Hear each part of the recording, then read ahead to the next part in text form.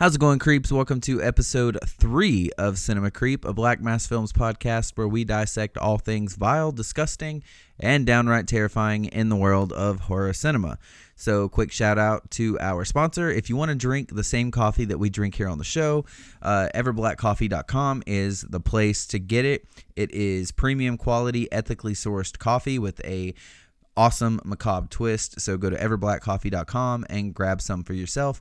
So, of course, I am one of your hosts, Justin James, and today I'm joined by none other than Andrew Henderson. So, how's your week been? And, what have you been watching this week? How's lockdown going?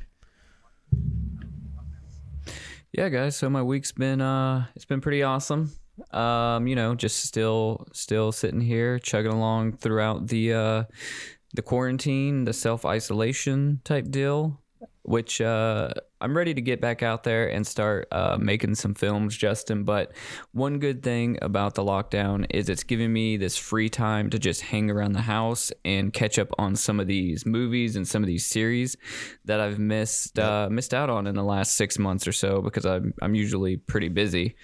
So one cool thing that I watched this past week, Justin, is it's actually a 6-part episodic show that was originally aired on TV. It was originally aired on the Paramount Network, which used to be Spike TV, I believe.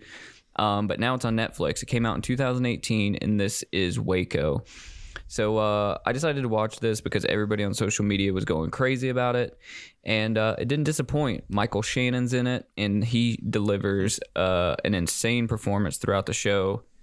But yeah, so I highly recommend it. Waco. It's about David Koresh and the Branch of Davidians and how they go head to head with the ATF and the FBI. So that was pretty rad. And one quick thing before I delve into to what you've been up to is I just want your opinion on something that I saw today, Justin, and that is I saw that there is actually a Reanimator remake that has been announced. Have you seen anything about this? I had not heard about this until I was checking the show notes and saw that you added that to your picks of the week. So I'm not too into that idea at all. Yeah, guys. So if you guys out there may not know, but me and Justin, we both hold Reanimator very near and dear to our hearts. It's just one of those great horror films that is very lighthearted and also, has some good gore, has some good kill scenes in it as well. But it's just super fun. It's a super fun movie, and just knowing that they're remaking it. They remake everything, but knowing that they're remaking this specifically kind of hurts, because I feel like it's one of the ones that just didn't need to be messed with.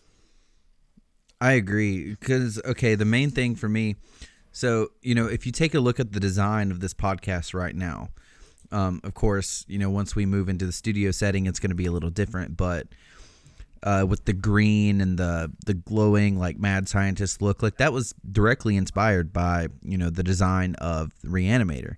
But to me, what makes Reanimator so awesome is of course, it's a fun story, but it relies on a lot of practical effects, but it's also campy. Like, it's kind of got that Evil Dead feel, you know what I'm saying? Like, not story wise, but it's in that same kind of, like, the gore gags and stuff like that are it's not like super serious toned. And I feel like that's going to be the problem with the remake, is they're going to try to make it super serious. Like, I liked the Evil Dead remake to an extent, but I don't feel like they tried too hard, is what I'm trying to say, I guess. And I'm afraid that's what they're going to do with this. I hated the Evil Dead remake. Now, I hated it on the grounds that it was an Evil Dead film. Yes, it should have been its completely own film, and it would have been rad as shit. Right, and that's what I'm afraid. Like, no matter how good this Reanimator remake is, if it comes to full fruition, I'm not gonna enjoy it, because it's gonna be just, I don't know. You're not gonna get any performance like Herbert West or Jeffrey Combs as Herbert West. You're not gonna get that again. Same with, you're not ever gonna get another Ash out of anybody. You're not going to. No. Bruce Campbell is such a horror god. You're not going to get that. Like, you're never going to get another Robert Englund. It's just not going to happen ever. But the sad thing is even though people know that, they still try these remakes. Nightmare on Elm Street got rebooted, and it was terrible. No offense to anybody personally that worked on that film, but Robert Englund is Freddy Krueger.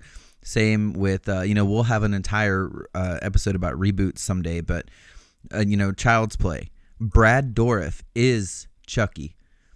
Like, I love Mark Hamill, don't get me wrong. And Mark Hamill's an excellent voice actor, but I don't even know if you've seen the reboot yet of Child's Play. But as good as Mark Hamill is, Brad Dourif is Chucky. And, I avoided it the like problem the with plague. remakes. Yeah, well, I bought it just because, I'm a Blu-ray collector, DVD collector, so I bought it at Black Friday because it was like $5 or something.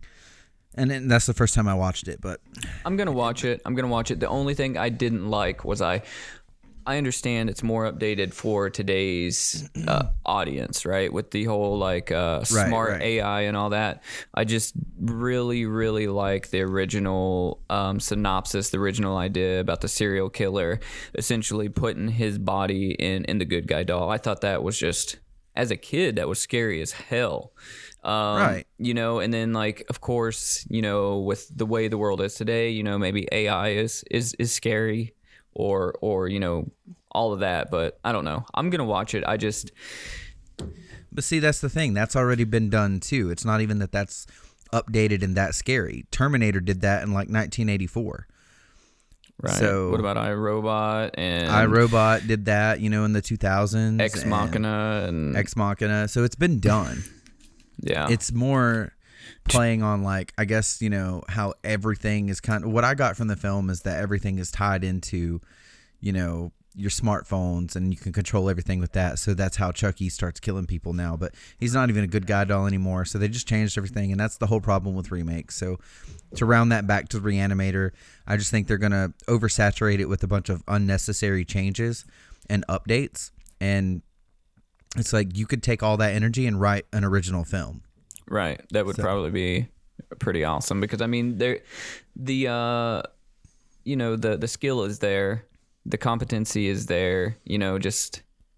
Sometimes you actually do worse for yourself by trying to redo somebody's work, whether or not you hold it near and dear to your heart. Like, I would never try to remake Reanimator just because I wouldn't feel right doing it. Right. And and then the other thing too is the audience is there. There's a lot of people that are going to just go see these remakes for the sake of seeing a movie, but the community, I feel the horror community, I feel a good majority of them don't care necessarily for remakes. Yeah, most don't. They want something original. So, I don't know. That's how I feel about it. So, yep. So, what have you been watching, Justin, since I got you off on this tangent? What have you watched recently? My week as far as life has been just kind of the new normal, I guess you could say. So I try to watch a film at least one a week. Here lately I've been trying to get 2 or 3 in, but because I'm still working full time and that sort of thing. But this week I watched The Beyond, Fulci's 1981 classic. Awesome movie. Here at Cinema Creep and Black Mass Films, we are huge Giallo fans. If you are new to Italian horror or you've never seen any Italian horror at all, there's, check out any Fulci film, Argento. Just to pop off real quick, I'm pretty sure our top 5, my top 5 Giallo films would probably be Inferno, The Beyond, Suspiria, Phenomena, and Deep Red. That's pretty close to what mine would be, except Suspiria is number 1, and then I would also throw City of the Dead in there by Fulci. Right. And that wasn't in any order. Like, Suspiria is, I think mine would probably go Inferno, Suspiria, The Beyond, Phenomena, and Deep Red. Yeah, not a bad pick there. I mean, those are some of the major hitters, and we will definitely do an episode on Italian horror very soon. Oh, yeah. But if you haven't seen The Beyond, check it out. It's a really... Now, the thing about Italian horror is there is a lot of gore. It's not like gore porn or anything like that, but there is a lot of just wild things that happen. But so the Beyond, basically this woman inherits a hotel that's built on top of a gateway to hell. And you can only imagine. So another quick thing before we dive into the main subject matter, Andrew, I know that you collect VHSs, I collect VHS, DVD, Blu-ray of horror. So my VHS collection is nowhere near as cool as Andrew's. He has like an entire library bookcase full of them. But Andrew likes to find them in the wild, which I do too. It's fun going to thrift stores, consignment shops, and finding like a really cool, rare VHS. But I also shamelessly reap the benefits of the internet. So I found a pretty good copy, a VHS copy of Wes Craven's The People Under the Stairs. So that should be here tomorrow or the next day. So I'm looking forward to that. So also go check out The People Under the Stairs. Yeah, any Wes Craven film is a good film in my opinion. So Yeah. rip Wes No, Craven. we have all of the, well, you don't have Scream 4, but I've got Scream 1 through 3 on VHS. So that'll be a nice little addition to our collection here. Not to get us sidetracked too much more, but did you see that Nev Campbell says she's down for a Scream 5? Have you seen that floating around? I have been reading about that. Not like a lot, but Look, I absolutely love Scream. Guys, when Scream came out, when Scream originally came out, the first one, I was not allowed to watch it. I was of that age. I think I was like, what year did that come out? It was 96, 90. I was like, keep talking and I'll look it up. I was like 9, and I exclusively remember my parents bringing it home from the video store, telling me, "Go out and play. You can't watch this movie." And I remember them watching it together. Yeah, it was 96, by the way. Yeah, so I was 10 years old. So they said, you can't watch this, which, now, I don't know. I have a 9-year-old. He'll be 10 next year. I would probably let him watch Scream at 10.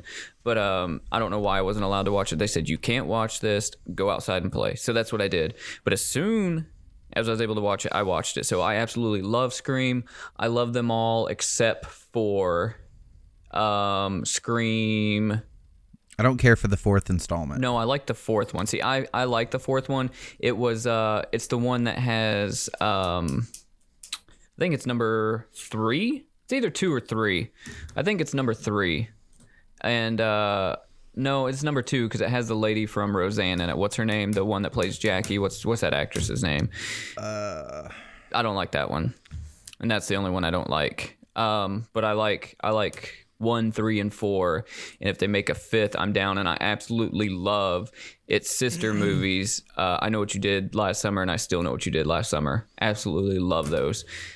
Yeah, I like those too, and I'm looking forward to another Scream installment. I just don't want to reboot. That's the thing. Like, I'm a sucker for sequels all day, even if they're bad. It's like, give me more of this franchise I like or whatever. Just like Halloween, right? The last 2 of the original franchise I absolutely hate, but I'll watch them because it's Halloween. But I would take, exhausting an original franchise with sequels before I'll take reboots. So I'm looking forward to that. That's pretty cool. I hope it's something that actually, happens. Yeah. So you want to start venturing over into the main topic today. Yeah, guys. So our main topic is going to be a fun one tonight. Yeah. So, ladies and gentlemen, boys and ghouls, Drum roll. our main topic tonight is the Devil Rejects trilogy. Yeah. I don't know. Because we're late again to a film that came out last year, but this one is not really a film that I was dying to see. Like, I wasn't in a hurry to see it. So. Right. This is another one that I actively avoided. Like, it kept popping up, and I just had some preconceived notions about it, Justin, before I started seeing any reviews on it. And that's for my own opinionated reasons that I'm not going to dive into too much right at the second. I'm sure they'll rear their ugly head as we go through the films. But so the film that we both watched recently, guys, was 3 from Hell from Rob Zombie. If you know anything about this trilogy, back in the day, back in the year 2003, House of a Thousand Corpses came out, and then Devil's Rejects came out in 2005, and then last year he came out with Three from Hell. So he has a an anthology of these 3 films, and so we're just gonna go through them, and we're gonna tell you guys what our take on the movies are, and we're gonna start with Justin's thoughts on Devil's Rejects, or on House of a Thousand Corpses, rather. Right. Well, to preface this a little bit, we're also gonna try to focus on things we like instead of just. Because I could honestly sit here and piss a bunch of people off and talk for an hour about things I don't like about these films. But there are some things I do like. So we're going to try to balance it out there. We're going to try to be real with you, but we're also going to try to, give a good balance. So, well, my first take when someone talks to me about House of a Thousand Corpses and The Devil's Rejects, I do actually enjoy those 2 films. They're not like in my top... they're not even in my top 50 horror films. Maybe The Devil's Rejects falls in there somewhere, but House of a Thousand Corpses is fun for what it is, and The Devil's Rejects actually has some pretty intense, scary moments. But my biggest thing about Rob Zombie as a filmmaker in general, and we're going to try to keep this limited to these 3 films, because I mean we could do his whole filmography, but we're just going to talk about these 3. Rob Zombie, he wants to be... And, I want your thoughts on this. He tries to be, in my opinion, the Quentin Tarantino of horror. Tarantino takes a lot of reference, but he will blatantly use the same outfit, same setting, same framing, everything. Zombie, it's like he tries to... For House of a Thousand Corpses, for example, he wanted to make a film and make it seem original, but if you look at it, at its very core, it is a pseudo reimagining of the original Texas Chainsaw Massacre. And then The Devil's Rejects is the same thing. It's a reimagining, if you strip everything away, of the original Part 2 Texas Chainsaw Massacre. So what are your thoughts on that opinion there? Yeah, so when you look at it like face value, guys, or take it at face value, when somebody says, this is the Quentin Tarantino of horror, you're like, that sounds like my shit right there. That sounds like that's going to be super rad.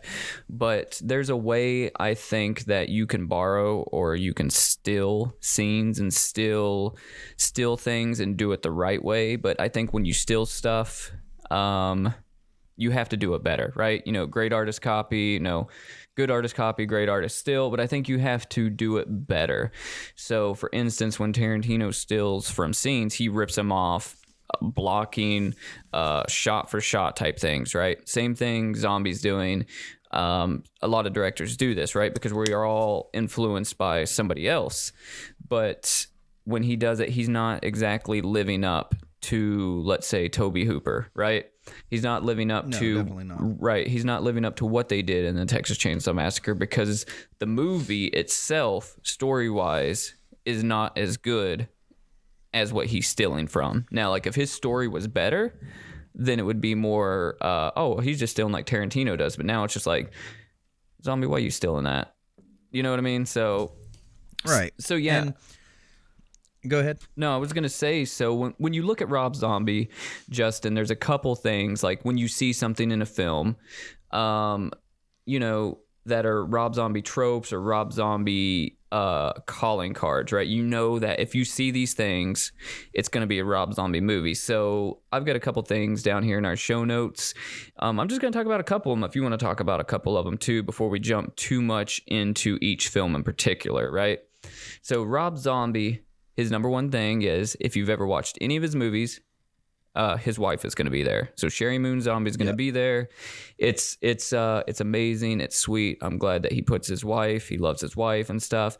But sometimes she's not always the best choice for these roles, because oftentimes she's not the best actress. And I'm not one. She's not bad, but she's not. She's not one. Yeah, I mean, she's not bad, but she's also, I get sick of that, of the baby Firefly character in all the movies. She's definitely one-dimensional. Right. So, so you're gonna have that, and you're always gonna have these like gratuitous shots of her ass, which I mean, that's awesome for him. I don't care anything about it. What's another calling card that you noticed, Justin?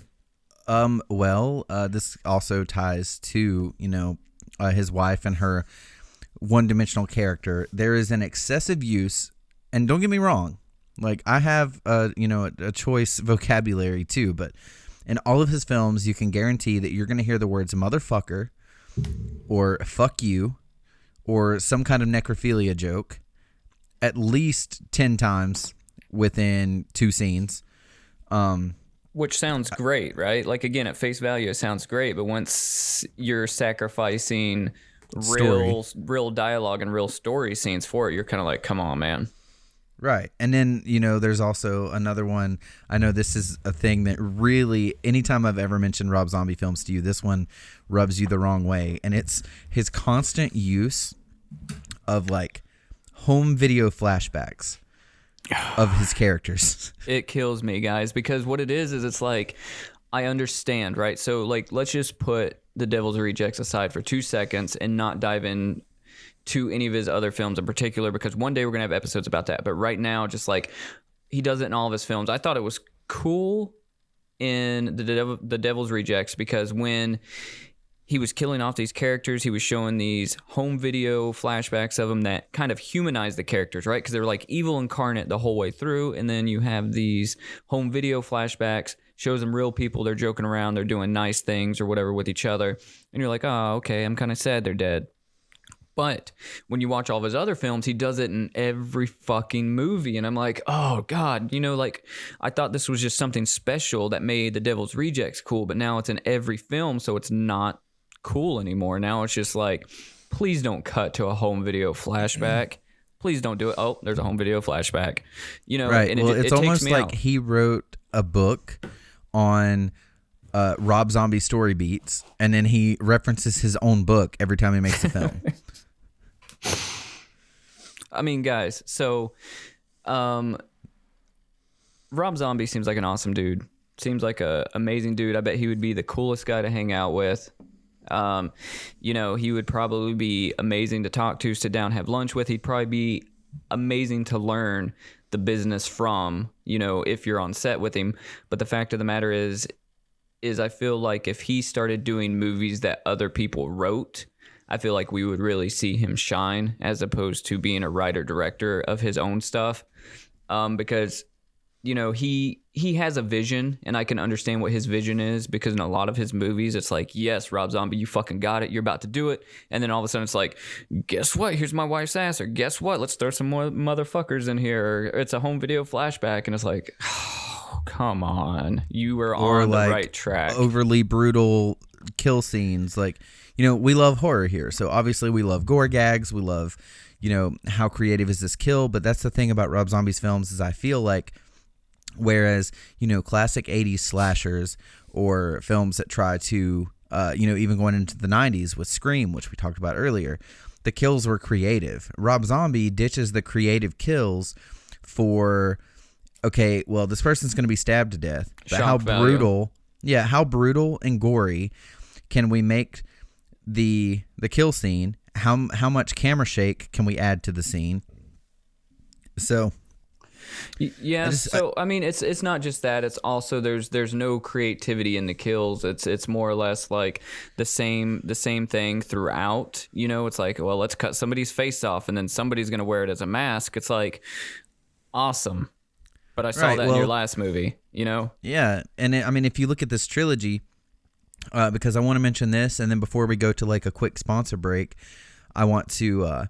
I feel like a statement I mentioned earlier, I need to explain myself a little bit before people try to tear me apart for it. But so one thing about, the kills in this trilogy in particular, there's 2 things that I've noticed. So there's always, it's either someone getting stabbed, which is most likely someone being chased by Sherry Moon Zombie's character, Baby. And then she finally catches them and stabs them. We saw this in House of a Thousand Corpses. We saw this in... almost saw it in The Devil's Rejects, and then we saw it in 3 from Hell. Or there's this epic scene, right, where the 3 main characters from this trilogy, they have a family held hostage, and they're trying to assert fear into this like family and show them that they're serious and psycho and they mean business. So someone gets shot in the head in front of their family. and then there's like just this moment of, oh shit, we're in trouble, these guys are crazy. But that's in all three of the films. So the thing I wanted to, I want to hear your thoughts on that before I backtrack a little and defend one of my statements. My thoughts on him using the same things in each film, or what do you want my thoughts on exactly? Well, it's like the same kill. Like, you know, there's two kills in this trilogy. It's you're stabbing someone or you're shooting someone in the head, but the shooting someone in the head scene is always backed up by the emotional trauma that it's dealing to a family. Right, guys. So my two, yeah, you're right. So my two things that I've noticed in this trilogy that really got on my nerves is when I watched Three from Hell. Two awesome scenes in The Devil's Rejects are when they chase the girl that they put the guy's face on, and they chase her out of the motel. She gets hit by the truck. Mm-hmm. So compositionally, that's the same exact scene from Three from Hell, where Baby chases the girl out of the house, the guy's wife out of the house, and kills her in the yard. She runs out exactly the same. It's basically a shot for shot of his own. It's basically a shot for shot still of The Devil's Rejects. Also in Three from Hell, Baby finds a guy outside of the motel that the three are held up in, and she basically seduces him and then kills him. Pretty much, it's just exactly what he did in The Devil's Rejects, where they're held up in a motel, Baby goes out, she seduces a guy, except for in that one, I think they actually bring him inside the motel room and then kill him. It's the same thing, so it's kind of, to me, it was awesome in The Devil's Rejects. Three from Hell, it's kind of like, you know, you're doing the same exact things. I know you're not a one-trick pony, so please don't do these one-trick pony things. Right. And that kind of is a good segue into the backtracking I'm about to do here before we cut to a little commercial. So I mentioned that these are like, at least the first two are kind of his remakes of Texas Chainsaw Massacre. And I've mentioned this to people before, and they were like, well, there's no chainsaw. Like, what are you talking about? You're stupid. Okay, if you really dissect that and you get rid of the idea of the chainsaw, look at the story. The original Texas Chainsaw Massacre, you've got these young adults on a road trip. They get sidetracked. They end up at this house where this psychotic, murderous family is, you know, making furniture out of people and masks out of people. And then you look at House of a Thousand Corpses. This group of young adults are on a road trip. They're sightseeing, and they are directed to this house. You know, Otis Driftwood makes a mask out of someone's face. They turn Rainn Wilson into like a decorative piece of art. It's the same deal. And then Texas Chainsaw Massacre Part 2, you've got like the crazy vigilante cowboy type dude who's chasing down the family. And then by the time he catches them, he's so obsessed with justice that he's more crazy than they are. And then, of course, The Devil's Rejects, the same deal. The sheriff's after them. He's went full rogue vigilante. He doesn't even care about doing it by the law, by the book anymore. And by the time he catches the Firefly family, he's so obsessed with justice that he's, almost as crazy as they are. So with that being said, we are going to take a short sponsor break, and then we're going to come back and really dive into Three from Hell as a whole, and then move towards kind of comparing it to why we don't like it necessarily as much as the previous two. So we will be right back. How's it going, creeps? One quick mid-episode break to tell you a little more about our sponsor. Since 2016, Everblack Coffee Company has delivered exceptional single-origin coffee and high fives all over the world. They understand that a cup of coffee is so much more than something you drink. That's why they source their beans from farms that only use fair trade and organic growing practices. When you buy coffee from Everblack, you can be certain that you're getting the highest quality coffee available by ethical means only. It's time to start looking at coffee differently. Head over to everblackcoffee.com and grab a bag for yourself. It's deliciously dark. Now back to the show. Welcome back to the show. So now we are going to dive into the third installment in the Devil's Rejects trilogy, Three from Hell. So do you want to mention anything necessarily about cast, crew? I mean, basically, if you've seen one Rob Zombie film, you've seen all of these cast and crew members before. So Yes. So, let me mention a couple things real quick just to segue into this movie. Guys, it is on Shudder, and it was direct to video on demand. So right now you can watch it on Shudder. But pretty much the summary of the film is the film opens with news reports covering the events at the end of the prior film, which is The Devil's Rejects. They also report or reveal that baby Otis and Captain Spaulding miraculously survived being shot and that they will be tried for their crimes. The trial is widely covered and becomes a cause and makes it to where people are celebrating these killers, right? So you have your people on the fence that hate them. Same with like the Manson murders, where people were like, oh, maybe they're not guilty, and people started falling for like Manson and like some of the Manson family members, like they were, like in this, they start falling for baby, and they're giving these interviews with people that are like, well, they're not really guilty. They had a reason for doing what they did. And then it shows them being rehabilitated through the hospital and getting over their, I guess their bullet wounds and all that. Which and is then bullshit. Right. So Sid Haig, you guys know he plays Captain Spaulding. He's only in like the first few minutes of the film because unfortunately, in real life, he passed away just days, I think, into their filming. So that's going to play a role. Yeah, that's going to play a role into the story in a minute. But so they ended up killing off his character in the beginning of the movie, and to essentially write him out of the film, right?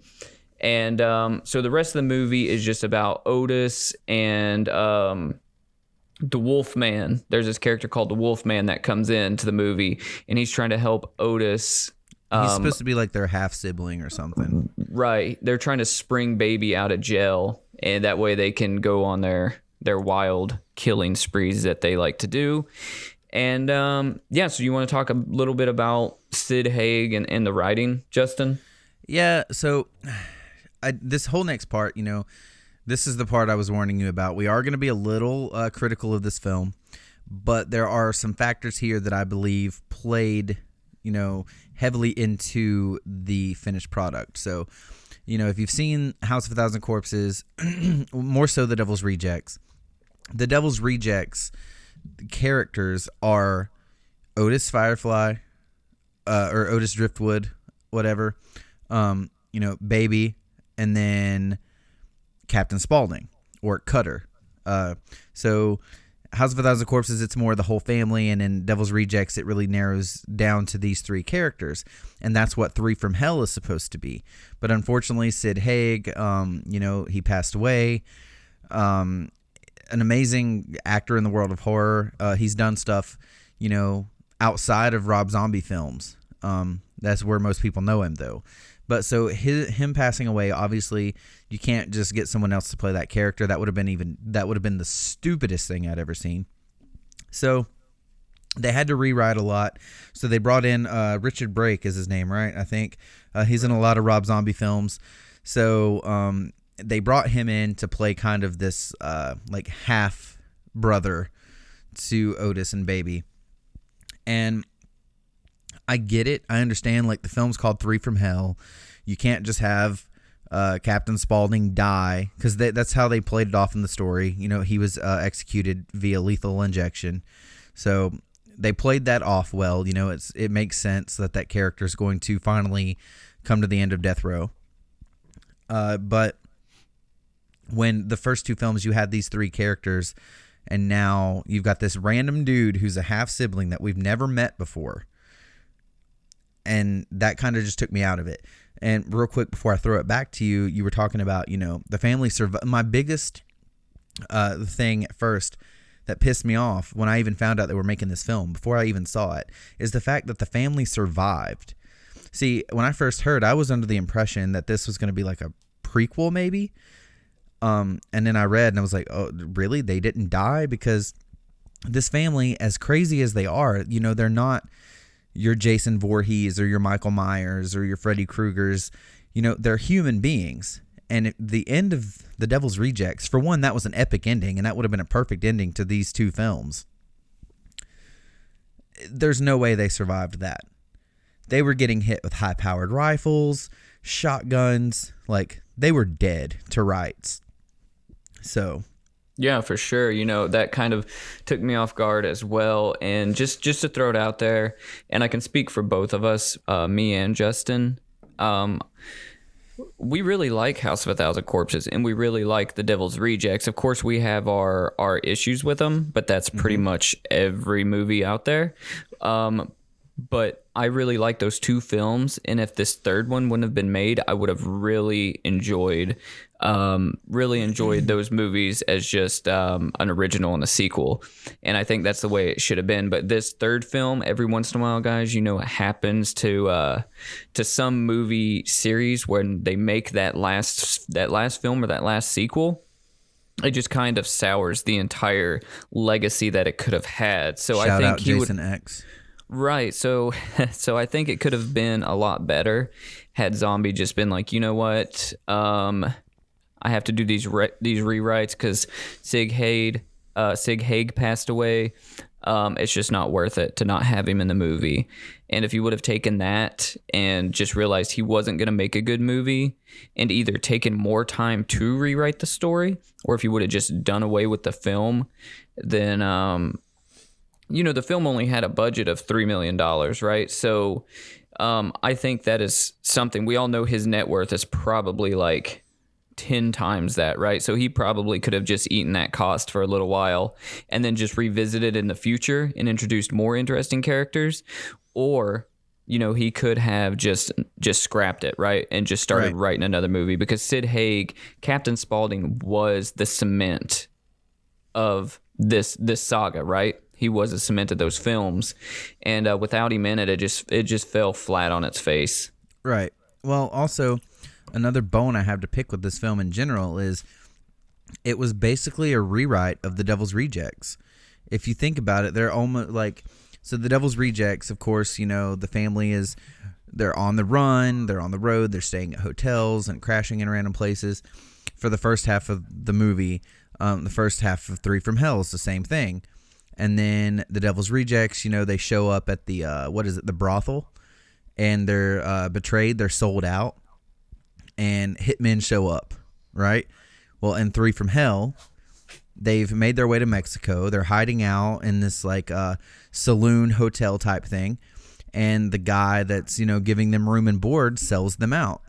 And then this, cartel, this Mexican gang shows up wearing luchador masks called the Black Satans, and they are here to get revenge, because I don't know if you caught it. They're not just after them for random reasons.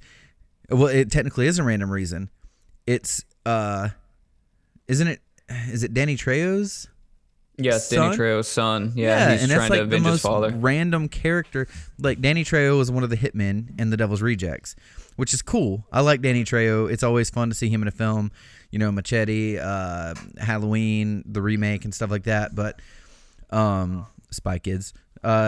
Spy Kids. But I mean, I just feel like that was a random character choice. Danny Trejo wasn't like a main character in The Devil's Rejects, and it's like, I feel like Rob Zombie was like, okay, well, we need this story arc where they're sold out and someone's coming to kill them, and these guys are like badasses, and they're almost going to kill the Devil's Rejects.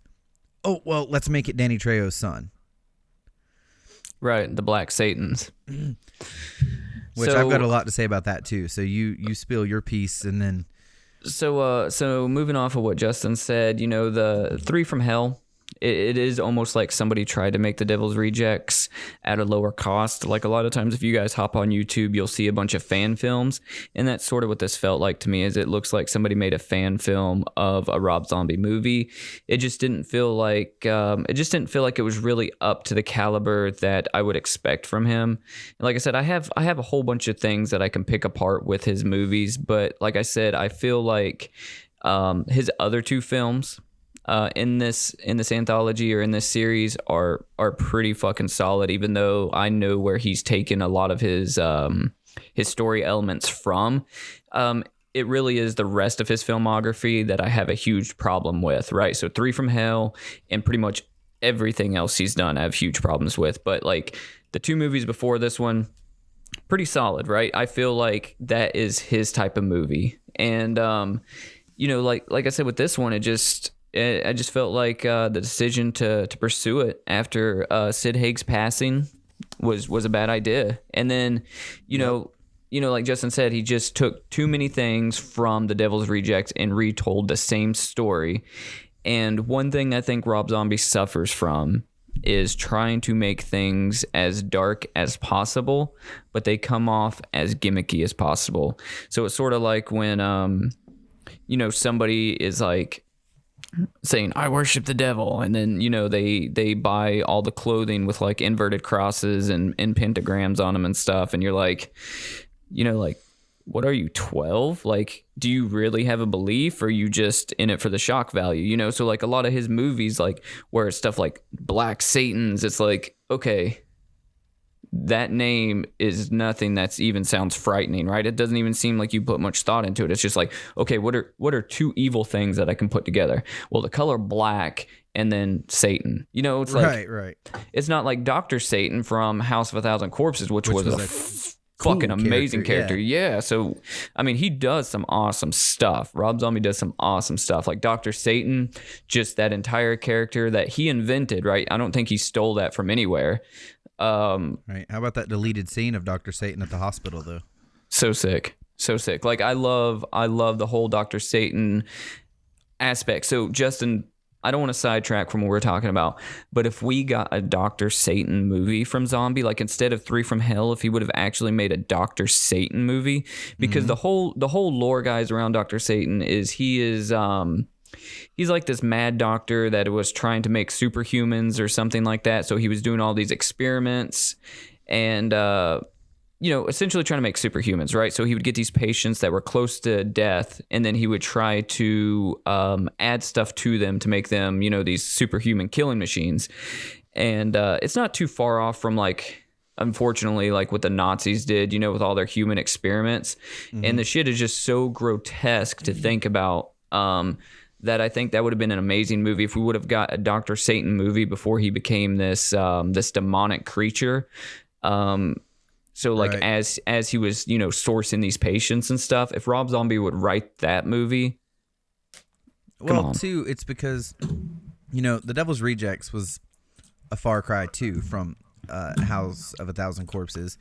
That's another thing about this trilogy is House of a Thousand Corpses had this like weird comic book horror vibe, with the whole Dr. Satan thing. Like, yeah, you had the Firefly, Driftwood family, but you also had Dr. Satan and his experiments and that whole like weird, crazy, macabre science side of it. And then that's just kind of doesn't exist in The Devil's Rejects, and it definitely doesn't exist in Three from Hell. So there's so much more to that world that I feel like Rob Zombie could have explored. And I know he's got the talent. He's creative as hell. I just feel like The Devil's Rejects, he didn't go where I think he could have, but it was still a great film.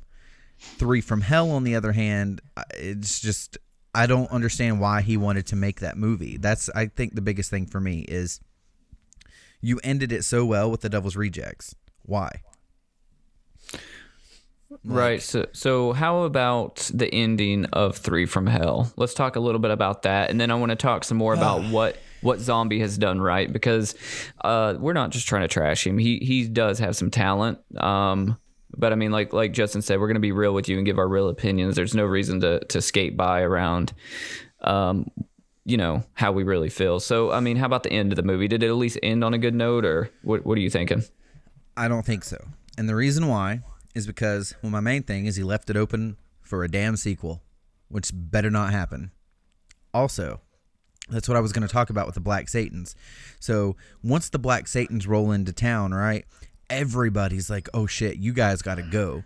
Like, yes, we know who you are. We know you're the Devil's Rejects. We've seen the news footage. We know what you've done, but you do not want to fuck with these guys. They are insane killing machines. They're relentless. These three fucking like redneck, white trash, psychotic, like, serial killers took out like a whole like cartel gang. And it's like they were hyped up so much, and for what? Like, yeah, they had their moments where you think, oh, they're gonna kill Baby, or oh, they're gonna kill Otis, and it's like, nope. Like, somehow these three are like John Wick and can like beat you in a gunfight, beat you in a machete fight, beat you in hand-to-hand combat. And I'm like, because if you look at the character shift between like the leader of the Black Satans, when he shows up, he's like stone cold, relentless. Like, I'm going to kill you for what you did. Like, I don't care who you are. Rolls into town with 3 caskets, right? He ends like crying, screaming, begging for his life. And that doesn't just come like in a gradual shift. It's like he goes from 100 to 0 real quick. So I just feel like that writing was lazy because you've got these badasses and then it's just like, nope, not so badass. Right. Yeah, I agree completely with you. And I mean, if you look back at the previous films, I think it was House of a Thousand Corpses. Correct me if I'm wrong. The reason that they were able to take out so many police officers when they like stormed their building and stuff was because they had all that like homemade armor. Oh, yeah, that's the that? beginning of The Devil's Rejects. Right. So, I guess the beginning of The Devil's Rejects. Yeah, you're right. And that made sense, right? So like we're not impervious to all forms of like violence. We don't have the John Wick. We're not Superman all of a sudden, but like in Three from Hell, it's like, like all of a sudden we're invincible. Like you said, we can, I was just waiting for them to start doing kung fu or some shit like that. Right. It's Which like, wouldn't surprise me with Rob Zombie's love for like 70s exploitation films, right? Start doing some Busta Rhymes from Halloween Resurrection. Right. It's just a film. It's just a film that shouldn't have been made. And like I said, it had technically a low budget of $3 million. But I mean, even throughout the film, I know, him and Sid Haig, I imagine that they're close friends in real life. I'm not really sure, but I'm pretty positive they are, especially with how much they work together or how much they did work together. But so I don't know if his mind was clouded from the passing of Sid or what it was, but there was a lot of directorial decisions that were pretty shoddy. Like, I don't know if you noticed, Justin, he shot through every single thing and pretty much every scene. And what I mean, guys, is like, right. As a camera operator myself, and Justin's a director and he's also a camera operator, but a lot of times you have reasons that you want to shoot through something. Like if you're shooting through like a railing or shooting through a fence or shooting through like a windshield of a car or something like that, there is a reason for it. There's a motivation there. But a lot of times in this movie, every scene had 3 or 4 of those shots and they weren't motivated. So it immediately takes you out of the movie, right? So he's like, I'm going to shoot through the windshield of the car, then I'm going to shoot through the fence, and then I'm going to shoot through this window.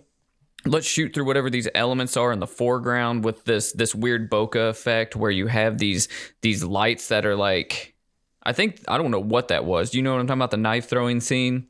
Yeah. Where it was like, it wasn't like shallow depth of field because like Baby was in focus. She was in the middle of the plane. And then you had bokeh in the back. And then you also had bokeh in front of Baby. And it was kind of like, what the fuck am I looking at? And it like would take me out of the scene. So as a cinematographer, as a camera operator, the worst thing you can ever do is make people aware of the camera movements, of the lighting, and that there's even a camera there, right? Mm-hmm. So in this story, I don't think necessarily it was the cinematographer's fault.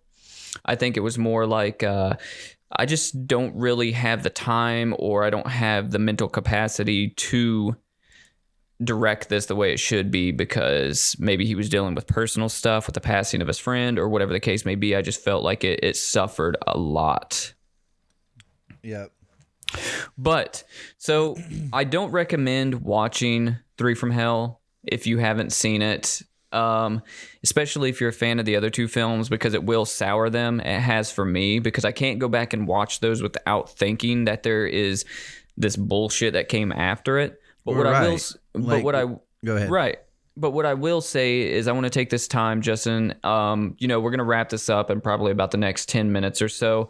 But what I want to do is I want to take these last couple minutes to talk about We'll spend like 5 minutes talking about what characters we do like and the things that we do like that Rob Zombie's done in this series. So if you want to kick it off from there and give me a couple things, and then we'll answer some questions. Well, before I go into things I do like, there's one more thing I want to talk about that I didn't necessarily care for in 3 from Hell. And this goes back to a good thing about The Devil's Rejects. So between House of a Thousand Corpses and The Devil's Rejects, Otis's character, played by Bill Moseley, has a major shift, and now he's like at the forefront, kind of. You know, he was a big deal in House of a Thousand Corpses, but he's one of the scariest motherfuckers in The Devil's Rejects. You know, you have the scene where he's got the two out in the middle of the desert where he's taking them out to get the shit that they buried or whatever. And then, you know, they try to escape and he kills them. And, you know, he looks at them and he says, you know, the famous like Manson kind of deal where he's like, I am the devil and I'm here to do the devil's work. And he's just showing that he's ruthless, like relentless, does not give a shit. So how about in 3 from Hell, the dude's having like a midlife crisis and he's like questioning, you know, why am I doing this? Like, what is there even more to life? Like, right. What's the point? And I just don't feel like that was Otis. So right. I mean, if that was the synopsis of the movie, like, okay, here's Otis and he's trying to put his life back together. Like, oh, Otis got a job at the grocery store, but oh man, he can't stop killing people. That would be awesome, right? But it wasn't like that. It was more like, I'm, you know, sort of comedic all of a sudden, and you know, it's just like, no, your character just is weak, and it's not Bill Moseley's fault. It's how it was written, right? Right. So. But tell me how cool it'd be if like Otis Driftwood was like, hey, guess what, guys? I'm trying to live straight now, and I'm getting a job at a convenience store, and then like he's like, well, fuck, I can't stop killing people. I can't stop thinking about it, right? How about what if he went and like, you know, because I would appreciate this if Rob Zombie went this route. Like, so Otis is rehabilitated. And he becomes a radio show host, which is then he could do a callback to Texas Chainsaw Massacre Part 2, where Bill Moseley actually plays Chop Top. So, you know, his call sign can be like, thank you for tuning in today. I'm Otis Driftwood, and you're listening to the Otis Driftwood Show. Music is my life. Like, just the Music is my life callback to Chop Top. Right. That'd be funny. Right. But, I mean, so, you know, we can talk a couple minutes now about things we like. We're kind of running over just a little bit. We'll answer a couple questions, not too many today. That's something we want to start doing at the end of the shows, though. So throw some things out real quick that you enjoyed about 3 from Hell. Because, I mean, as House of a Thousand Corpses and The Devil's Rejects, there's not a whole lot that I don't necessarily like about those films. But this third installment, I just, you know. Okay. So, so moving into things that I enjoyed from 3 from Hell, it's going to be a short list. But I did enjoy, one thing I do like that Rob Zombie does a lot of times is I like that he will use a lot of minority actors in his films. I really like that he does that, even though, I mean, a lot of the times in the 70s it was like that, but they were used in a capacity that was like either in exploitative films or exploitation films. And he will usually put them in a pretty solid role in his movies, and he's not scared to like have a lot of like interracial relationships. So like in this one there was 2 interracial relationships, you know, and I like that he really goes that route, and he really like pays attention to those sort of things, right? Right. Instead of, you know, making it like an exploitation sort of thing, because he could do that, because he's always trying to take things from the 70s. So instead of like going the blaxploitation route of stuff, he's like, okay, well, this is just an interracial relationship, right? Instead of trying to make it like an over the top, you know what I mean? Like in the 70s, how they did. So I really appreciate that he doesn't go that route. Also, I really enjoy the way that Rob Zombie, I want to say I really enjoy the way that I'm trying to think of how to articulate this. I like his vision. Like, I like where he's headed with what he's doing, not necessarily what he's doing, if that makes sense. It's like, no, I feel you. I know Rob Zombie has a very vast knowledge of horror cinema history, and I can tell that in all the things he's doing. I just don't think that it's portraying well in a lot of his films, right? Like I said, the first two in this series portrayed really well, even though I could tell where he was grabbing stuff from. And this one, same thing. It's just this one was just, it didn't portray well across this one. And, you know, I don't know. For this film, there just wasn't a whole lot to like. If we were talking about the other two, I could have a long list, but this one was just kind of, I don't know. Feel like he spent too much time on the wrong things. I do like that they included going to Mexico in this, because I thought that is something that is a right decision for them in the story. Like, hey, let's get out of the country, right. Instead of like, we're just going to hang out in Texas or whatever, you know. But the Mexican part of the movie, you can clearly tell doesn't really look like Mexico. It's like definitely somewhere in California. And how the hell did they get across the border? You know, that's right. Like a kind of story plot. All of that. I mean, it's sort of like Jason Takes Manhattan. When does Crystal Lake flow into the ocean for Crystal Lake to take people to Manhattan, to the Hudson River, right? It's like, right. How the fuck does this happen? You know, it's like, that's not just one of those like story elements that you can just forget about. But you go ahead. What did you like about the movie? I mean, you pretty much like nailed all of it on my head. Like, you know, the same deal I was going with. There's not really a whole lot that I can say. You know, I do feel like story-wise, going to Mexico is a good thing. That part of the film, though, just had a lot of weird stuff for me. But the first two films, definitely great. The third film, I'm going to give it... let's try to start implementing a new rating on here. I'll give it a 2... we'll give it a 2. I'll give it a 2 out of 5 on the creep rating there. But you want to same start, here. I'll do one better. 2 minutes. Okay, yeah, guys. So we're gonna start doing questions in this podcast, and so if you guys have any questions, make sure that you're either commenting them on YouTube or they can email them to us. Right? Can they email them to us, Justin? Yeah. So our email is blackmass. Is that a viable solution? Yeah. blackmass.filmstudio@gmail.com. So you can definitely email them to us, or if you're on social media, any of our social media, we shout that out at the end of the show. You can send the questions to any of those, and we'll probably answer them.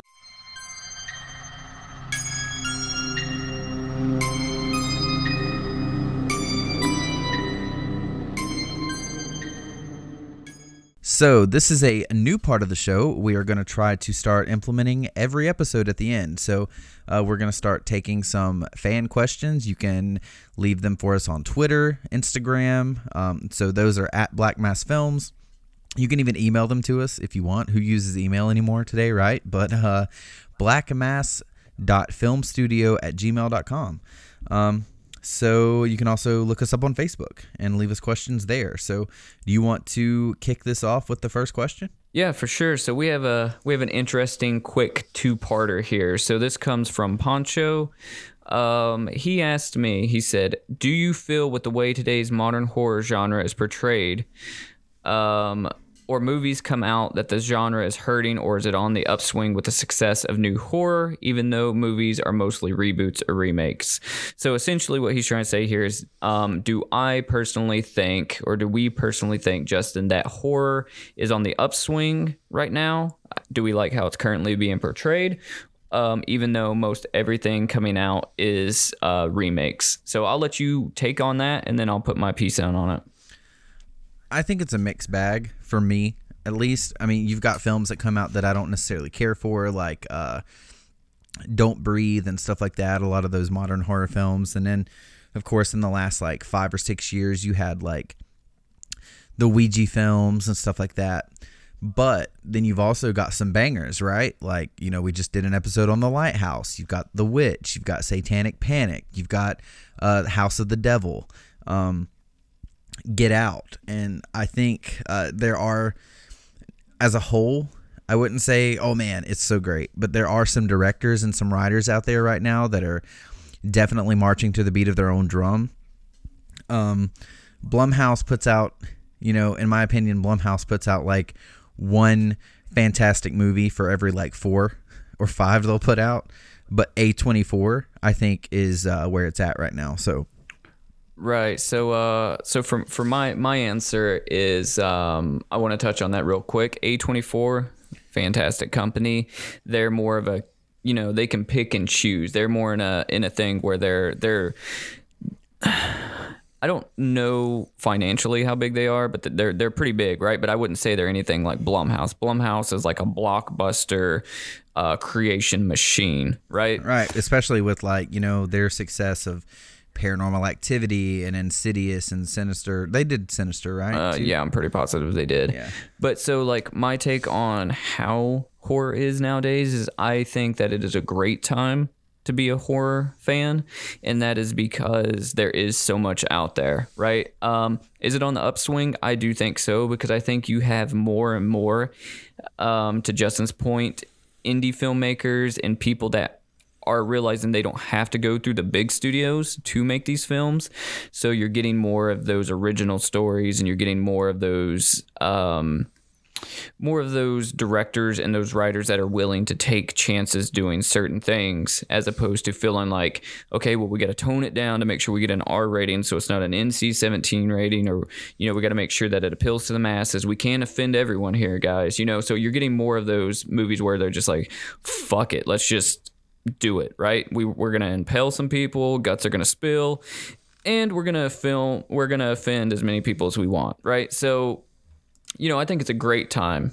Now your blockbuster horror movies, if that's all you watch, and I know this guy in particular, that's not what he's about, but I know if that's all you watch in general, you're not going to be happy with today's horror, probably, just because a lot of it's generic and telling the same story over and over and over again.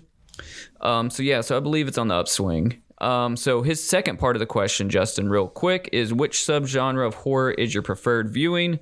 Justin, is slasher, paranormal, or extraterrestrial, or sci-fi? What do you prefer out of those? That's honestly a difficult question, because it really depends. Modern day slashers, no. But if we're talking 80s, slashers are definitely king, in my opinion. Today, I would say it's more... I don't know, really, because I don't want to say... What were the subgenres again? He mentioned slasher, paranormal, extraterrestrial, or sci-fi, etc. I'm going to say none of them, because there are other subgenres that I've been into more lately. Like, I don't know if any of you know what body horror is, but like, so Parasite, which I still haven't, I unfortunately have not got to see yet, but I'm big on Japanese horror, and a lot of Japanese horror is body horror. So, parasitic elements or things of that nature. So I guess that could technically somewhere fall in line with sci-fi.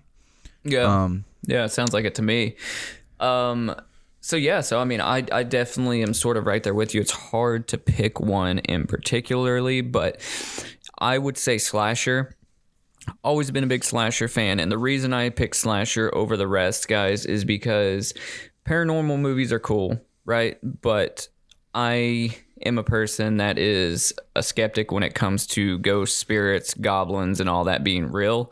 So those are kind of like more fantasy movies for me, right? So when I watch those, it makes me feel like I'm watching Lord of the Rings or Harry Potter or something of that nature, right? Slashers, on the other hand, those are real ass people, right? Like, I know there's not supernatural human beings like Jason Voorhees walking through the woods, but something like Black Christmas, you know what I mean? Like a deranged person in your house, right? Or like When a Stranger Calls, or shit like that. Recently for me, Hellfest. Did you see Hellfest? I did not. I actually enjoyed Hellfest. I suggest you go watch it, because that, to me, it's like, I used to have the idea for that film a long time ago. I knew it was only a matter of time before someone else did it, but you've got all these haunted attractions and haunted house tours and stuff. So, like, that's crazy. You're going through this tour, like, you paid admission to go have fun on Halloween and go through this haunted attraction. and one of the actors in there, or somebody's posing as one of the actors, and they're actually like killing people off. And then you're just like, wait, did that person really just like grab someone and run off into the shadows with them? Or was that person part of the act, like that they grabbed out of the group? Right. So it's like, so Hellfest, definitely, as far as slashers goes and modern, like, you know, within the last couple of years, that's a really good film. Yeah, so I mean, definitely putting that on the list.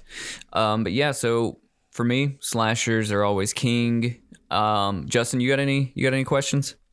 Yeah, so let me go back to my Facebook page here. I got a couple.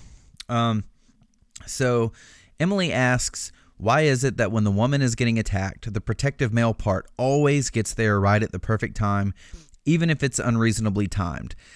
Okay, I think this is basically just, it's one of the classic tropes of horror, and I feel like, especially slashers, and I feel like it exists for the sole reason of, so you've got your final girl, right, in a lot of films, and at some point in the film, her boyfriend or the guy who's into her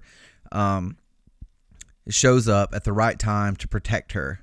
And I feel like that sets up not only like now she's saved, so she can eventually go through the rest of the film and be the final girl, but also you've given the audience and this character this sense of safety and security through the boyfriend, or whether it's the jock character or the nerdy character that has the crush or whatever, because eventually at some point that character that saved her is going to die. So now you have taken away that security blanket, that false sense of safety that you gave that character. So I feel like that is, almost an overplayed trope, but tropes exist in filmmaking of all genres for a reason.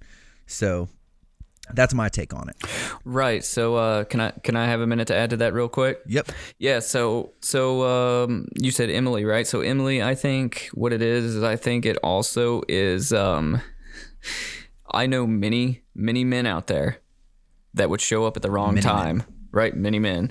This isn't about 50 Cent. That would show up at the wrong time. So I think it is an overused story element of ill-timed guys coming in, but I also think that it's also a very realistic one, because I think a lot of times that men as creatures of habit, I think a lot of times it's almost like a dog versus cats argument, right? Like dogs, we're like, oh, we're navigating through this murder world, and all of a sudden it's like something happens and we're like, oh, let's go explore that. And then the cat's like the woman, and she's just always on guard, right? So Squirrel. right, yeah, you get it. So I kind of think there's a little bit of truth there. I hope I wouldn't be like that, but I think it's ingrained in our DNA, Justin. Yep. So, you have any more questions? Nope. I just had those two. You got any other ones? Yeah, I have one more. Let me go back here. So, all right. So London asks, well, it's more of a talk about some found footage horror movies. They're the best. So I feel like we may in the future do an entire episode on found footage horror. For me, it's not one of my favorite genres. There are some films like to this day, I still enjoy The Blair Witch, mainly because when I was a child, I wasn't allowed to watch this film, and I found a VHS of it, and I popped it in, and not gonna lie, it scared the shit out of me, just because I had never at that point seen anything so raw, right? It didn't have the amazing lighting and the expensive cameras, and it was like, I felt like I was really watching, like I almost didn't want to touch the VHS tape after watching it, because I felt like that VHS came out of the camcorder that they were using to make that film. So I think it's a genre that has its place. I don't know. I feel like after the success of The Blair Witch, a lot of people tried to jump on it though, and they were like, okay, we can make a film for, like, say, what's a super shoestring budget? Like, let's just say we've got $6,000-$7,000, maybe $10,000. Like, we can go make this film with a little VHS recorder or a camcorder, and then make a ton of money. Which, from a business standpoint, marketing, fucking genius. Let's see, just a quick let me look this up real quick. Paranormal Activity had a budget of $15,000. Do you want to take a guess on how much it made at the box office? I'm gonna say it made $25 million. That's cute. It made $193.4 million. That was a Blumhouse too, wasn't it? Yeah. Yeah. So $15,000 spent on the film, and it made almost $200 million. So from a marketing standpoint, if you can come up with a good enough story, which I think Paranormal Activity, the first one, it didn't scare me, but it had its jump scare moments. But I saw it in theaters. I enjoy the first Paranormal Activity. I don't care for where the franchise went. I think they started making it really weird with like the cult and all that stuff, but the first one worked. So as far as the genre, you know, I can respect Paranormal Activity. Definitely respect Blair Witch, the original. Other than that, though, I'm not too big of a found footage fan.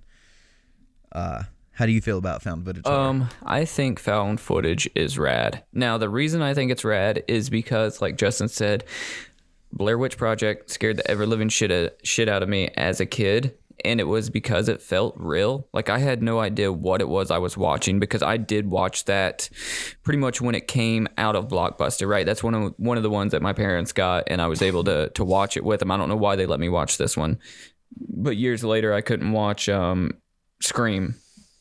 But anyways, yeah, so I've always kind of liked it, and I think it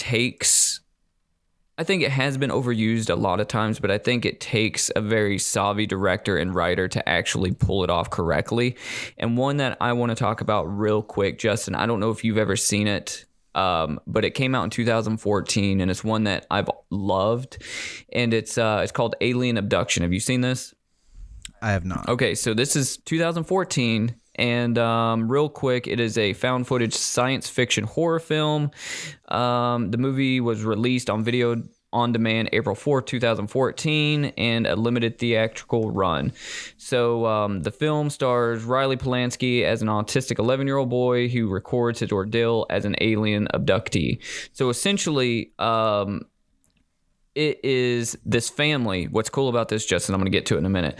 This family, they go up in the mountains, and, you know, it's found footage of how these aliens are basically stalking them, right? So the cool thing about this specifically to you, Justin, is if you go to your local museum in Burke County, there is the alien head in your local museum from this movie, because it was filmed in our backyard.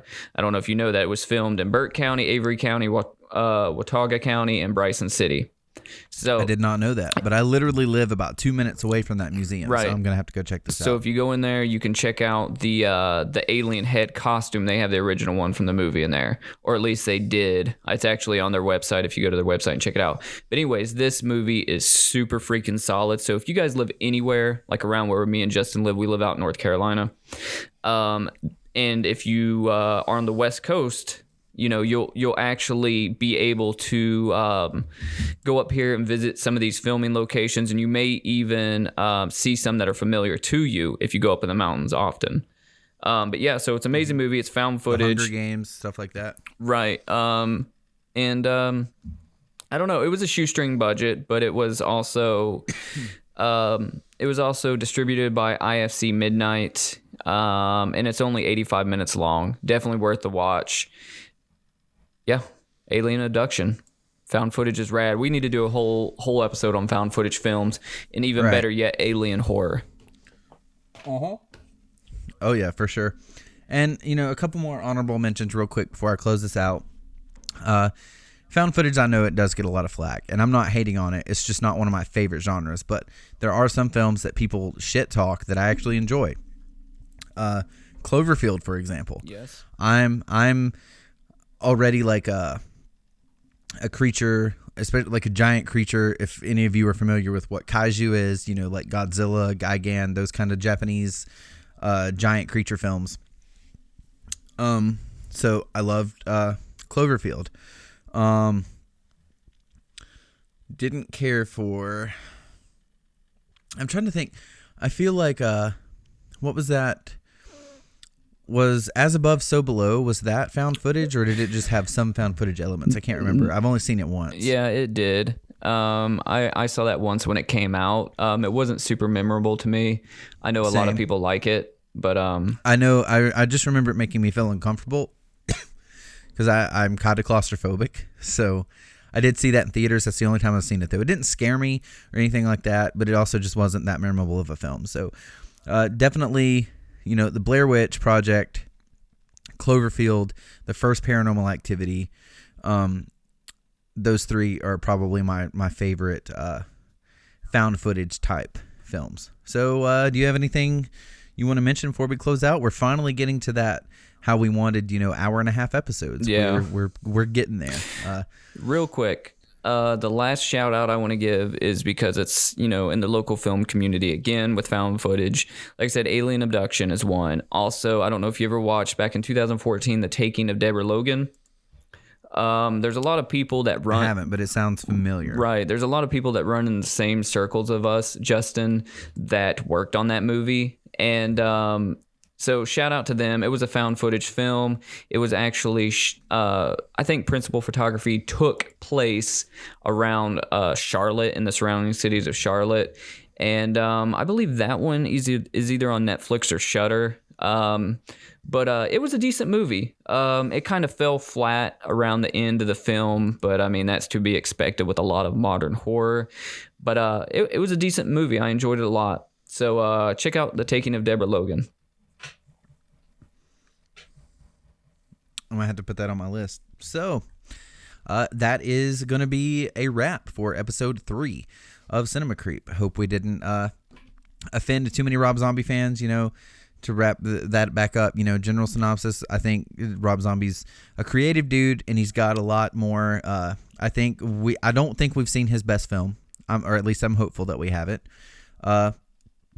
The first 2 installments of that trilogy, loved them. 3 from Hell, and not so much. Found footage horror, decent enough genre. Horror is on the upswing. You just got to find the right directors and writers. So I guess that's going to be it for us. If you want to check us out on social media, at Black Mass Films on Twitter and Instagram. You can find us on YouTube, Spotify, and soon to be Apple Music. We're working that out. And also check us out on Facebook. So that is going to be it, and we will see you guys next week. See ya.